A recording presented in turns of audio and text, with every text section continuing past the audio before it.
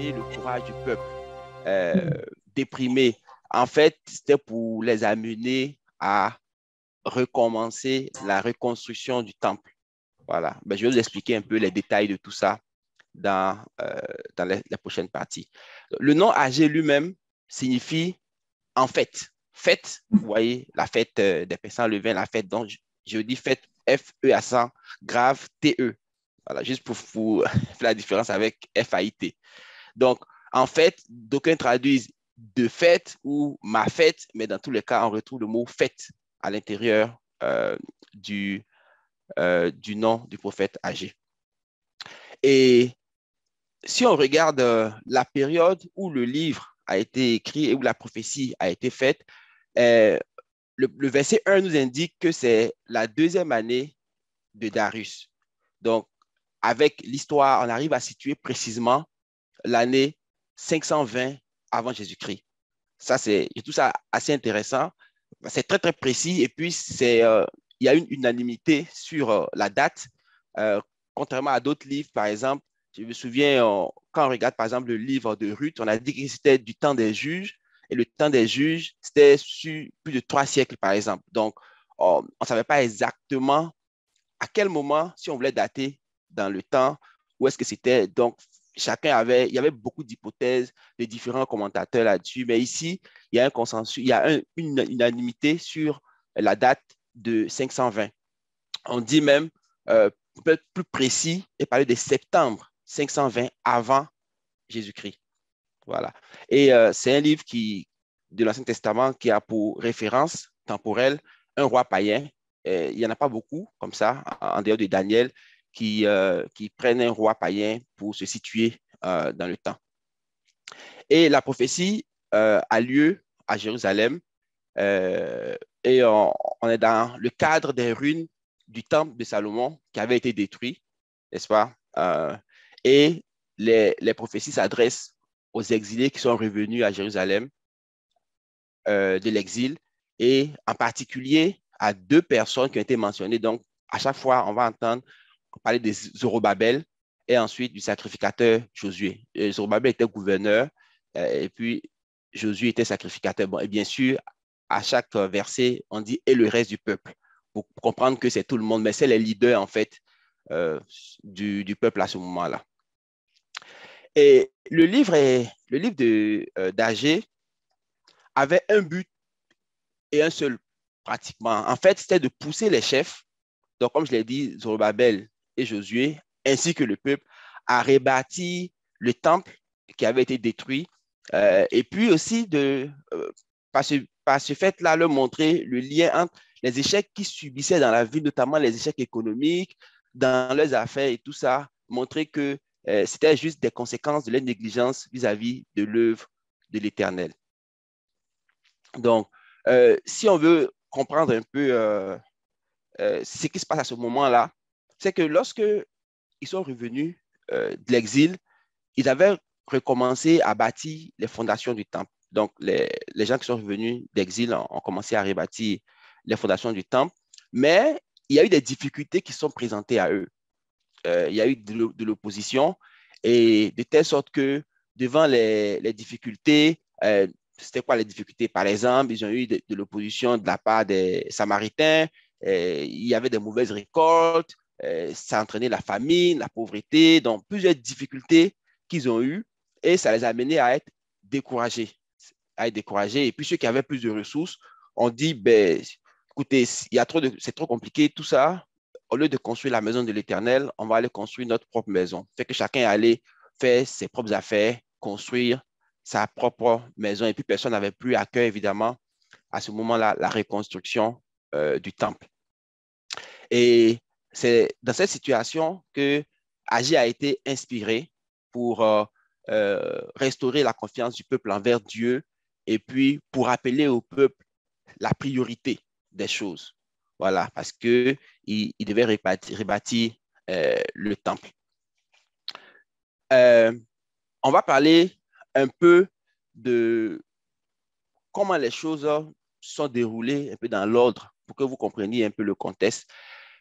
Si on veut comprendre le contexte historique, il est fortement recommandé de lire Esdras, chapitre 1 à 6, parce que dans Esdras, c'est expliqué un peu différents événements, même l'opposition qu'ils ont eue, ainsi de suite. C'est expliqué dans le livre d'Esdras, du chapitre 1 jusqu'au chapitre 6. Si vous lisez, vous allez voir que vous allez comprendre certainement un peu mieux ce qui se pose comme problème dans le livre d'Agé. Donc, Agé a prophétisé, comme j'ai dit, dans le but de motiver le peuple à renouveler son travail de restauration du temple.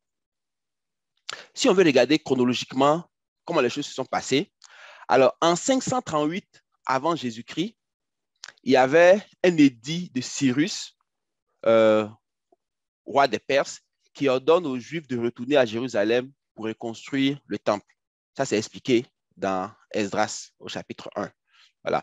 Et donc, il y a un premier groupe de captifs ou d'exilés qui est retourné sous la conduite d'un prince de Juda qu'on appelait Sheshbatsar dans le temps. Et lorsqu'ils sont arrivés, ils ont relevé l'autel pour faire les sacrifices, comme cela avait été ordonné, et les sacrifices ont repris sans problème. Ensuite, ils ont recommencé à construire les fondations du temple, juste les fondations. Voilà. Et ça a duré à peu près 2 ans, les travaux de la fondation. Donc, on a commencé à 538, en 37, ils ont commencé à construire.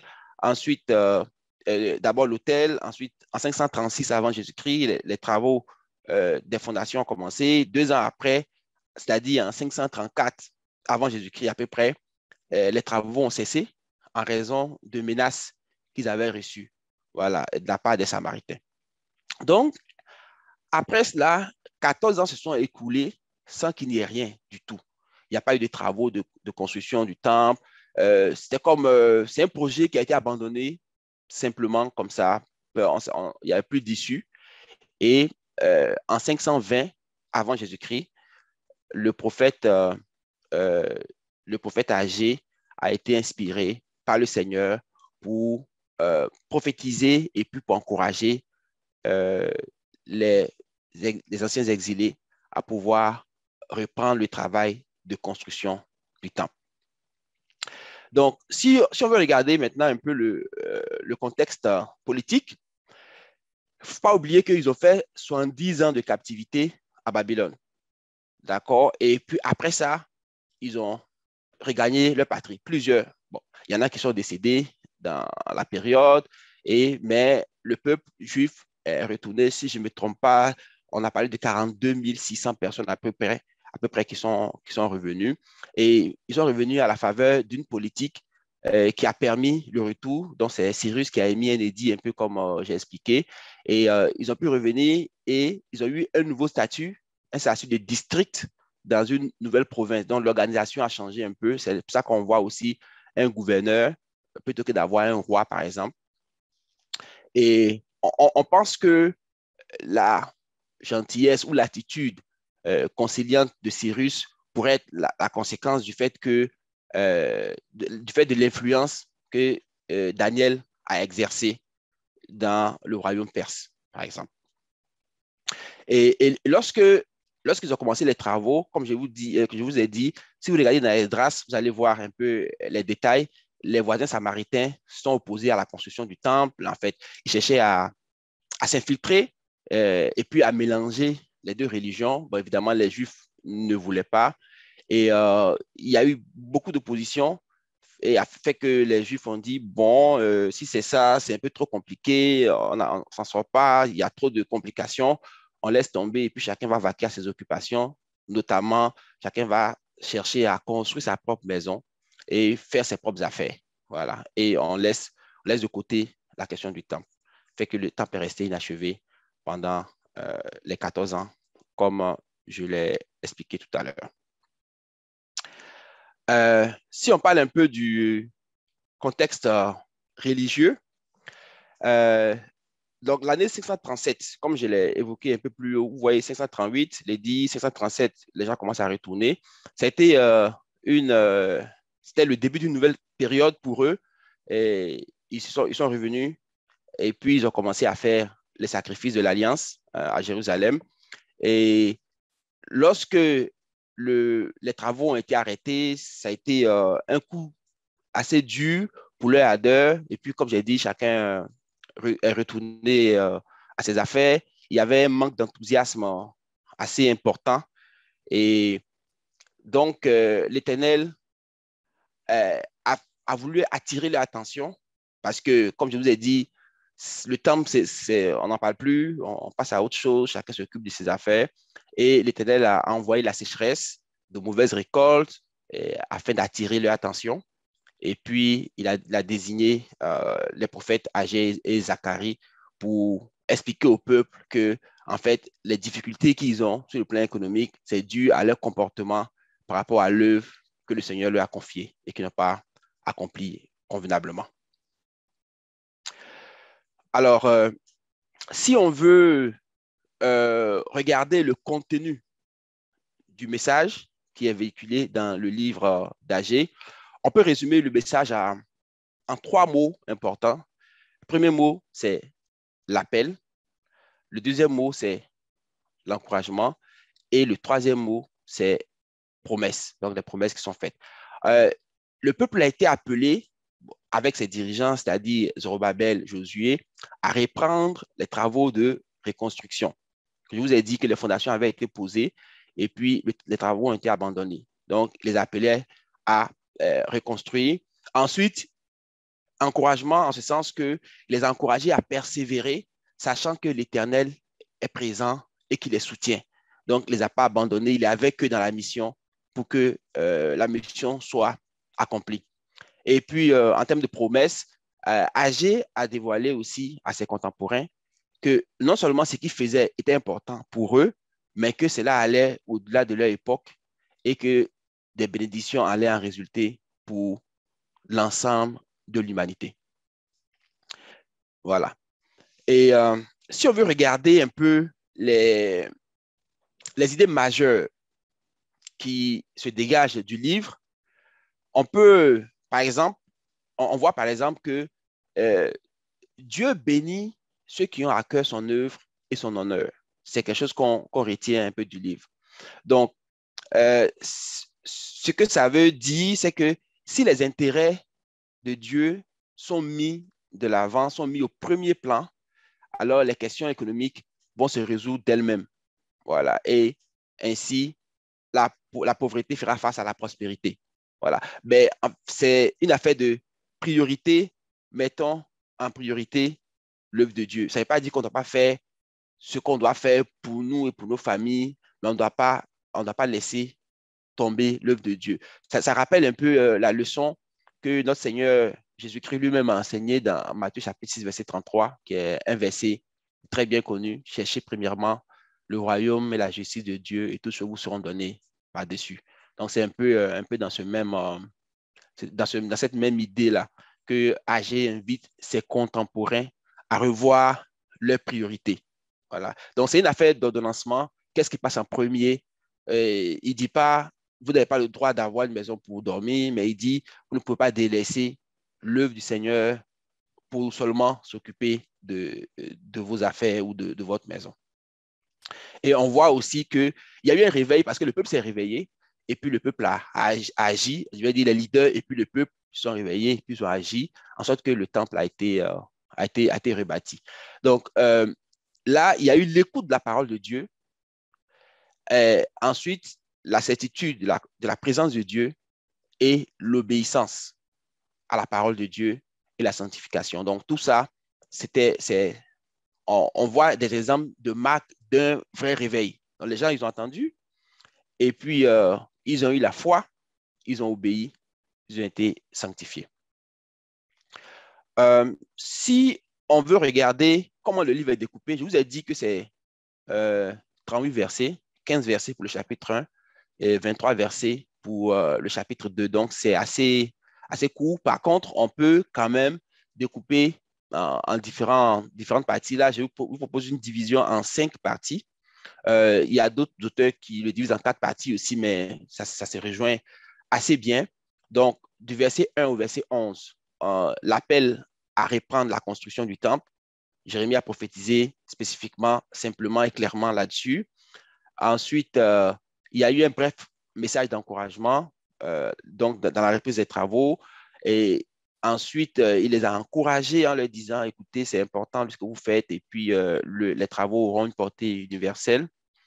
Et en même temps, ils ont été avertis que s'ils n'obéissent pas à Dieu, ça c'est dans les versets 10 à 19 du chapitre 2, s'ils n'obéissent pas à Dieu, cela peut empêcher Dieu de les bénir. Et vers la fin, de versets 20, 20 à 23 du chapitre 2, il y a une promesse qui est faite à Zorobabel. Voilà. Et Zorobabel, c'est un héritier du trône de David. D'accord? Donc, euh, si on veut regarder un peu la christologie du livre d'Agée et donc voir le lien avec le Christ, on va voir que euh, Zorobabel était un gouverneur de la Judée sous le règne des Perses, n'est-ce pas? Il a reçu la promesse que le trône des royaumes sera renversé et que le jour vient où l'Éternel va le garder comme un sceau parce qu'il a été choisi par l'Éternel. Et lorsqu'on lit un peu le verset 20 au verset 23 du chapitre 2, on peut voir un peu une allusion au règne futur de Christ. Et Zorobabel étant de la lignée du trône de David, donc on peut penser à une prophétie qui est faite à Zorobabel, mais aussi, surtout, une prophétie qui est faite à un descendant de Zorobabel ou de David, ou même le descendant, pour parler ainsi, de David, donc le Christ lui-même. Donc, c'est un peu euh, les éléments généraux du livre. Et puis, je pense qu'on a un peu de temps encore. Je vais vous proposer de lire simplement le livre d'Agée. Peut-être trois personnes. Une première personne pour lire le chapitre 1 de 15 versets. Et puis, une autre personne va lire le chapitre 2 du verset 1 au verset 9. Et la dernière personne va lire du verset 10 jusqu'à la fin du livre. Donc, je cherche un ou une volontaire pour commencer le chapitre 1 du livre d'Agée.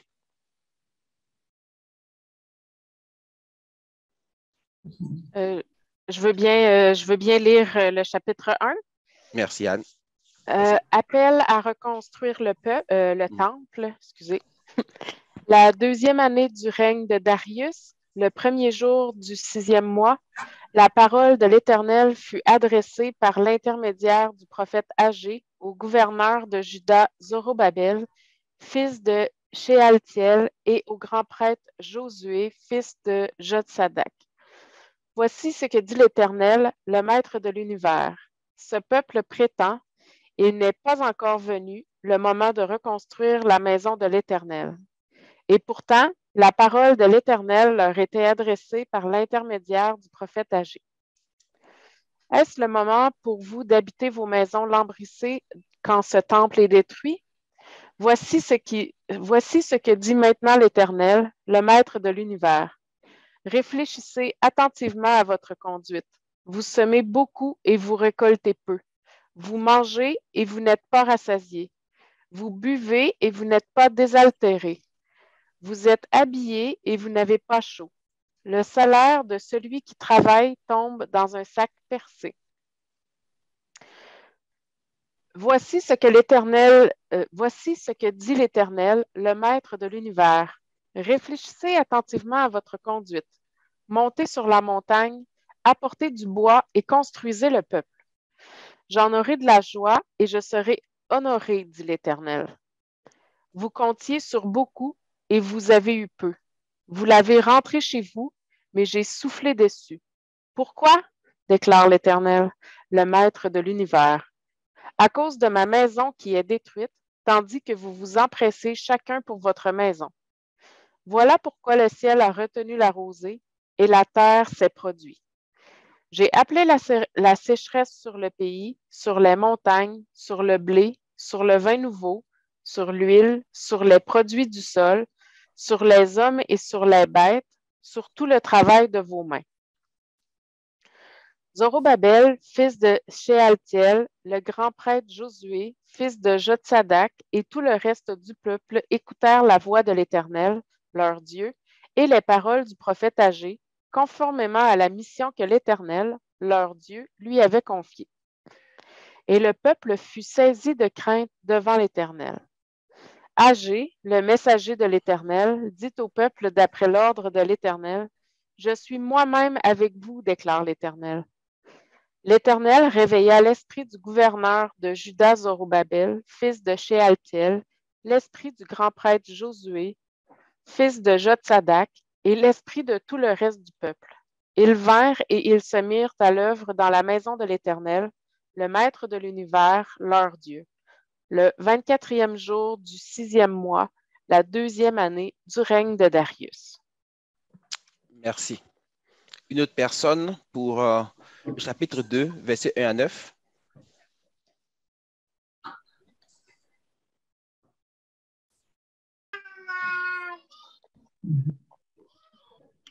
Je vais lire. Ok, merci. La gloire du second temple. Le 21e jour du 7e mois, la parole de l'Éternel se révéla par Agé, le prophète, en ces mots.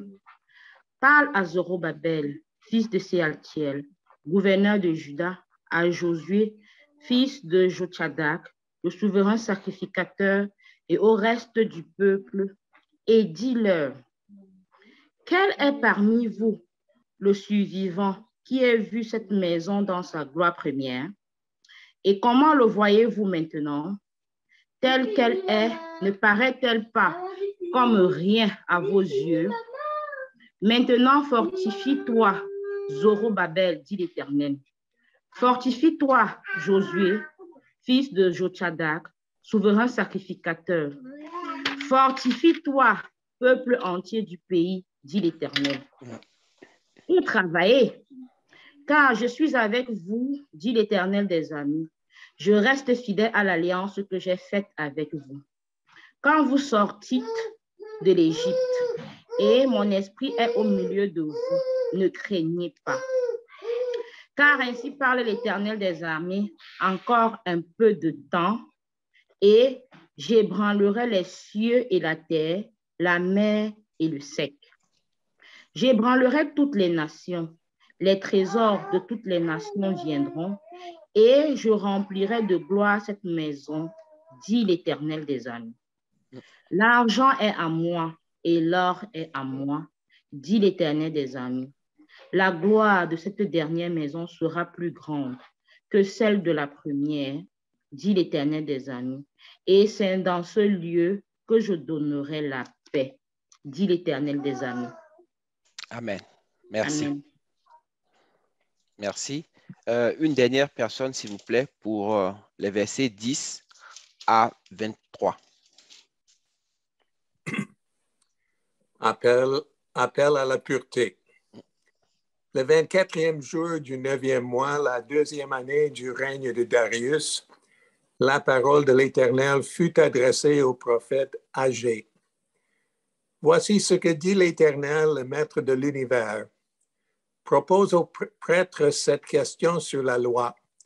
Si quelqu'un porte dans le pan de son habit de la viande consacrée et qu'il touche avec son habit du pain, des plats, du vin, de l'huile ou un aliment quelconque, ces choses seront-elles saintes?